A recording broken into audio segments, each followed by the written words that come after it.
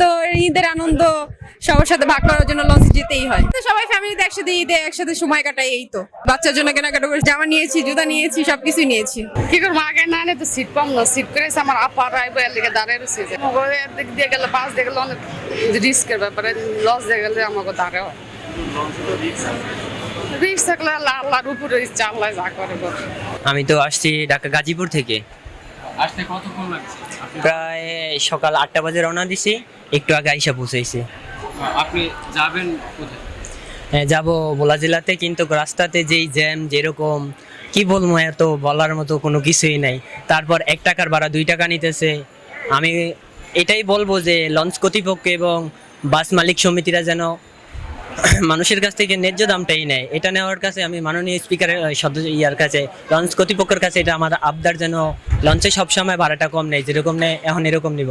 আর যেন লঞ্চের ভিতরে সবাই আইন শৃঙ্খলা যে সুন্দর বজায় রাখতে পারে, সবাই যেন একসাথে মিলেমিশে থাকতে পারে, সবাই সুন্দর যেন একসাথে ভাবে জনগণ ভাবে যে যেরকম ভাবে আসতে, সবাই যেন সুস্থ সবল ভাবে। আবার এটা কিভাবে ভাগাভাগি করবেন? এইটা তো মা বাবা ভাই বোন আত্মীয় স্বজন সবার সাথে ভাগাভাগি করে নেওয়ার জন্য এত দূর থেকে বাড়িতে চলে যেতে যাচ্ছি।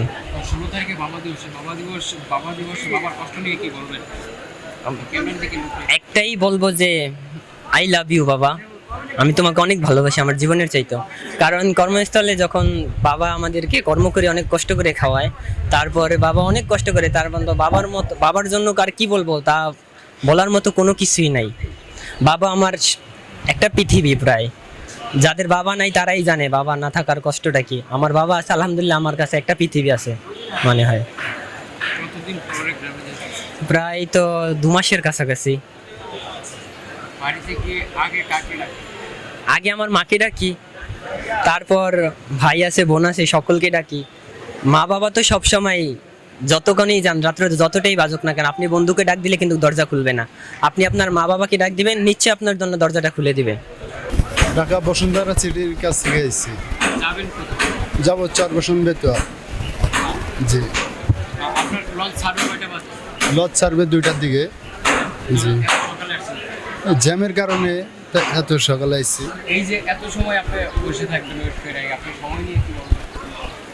সময় বলতে ভাই এখন ব্যস্ততা, জ্যামের কারণে, এই কারণে তাড়াতাড়ি আসা লাগে।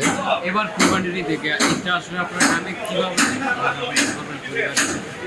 এই তো আনন্দ করে, আশা করি অনেক আনন্দ হবে।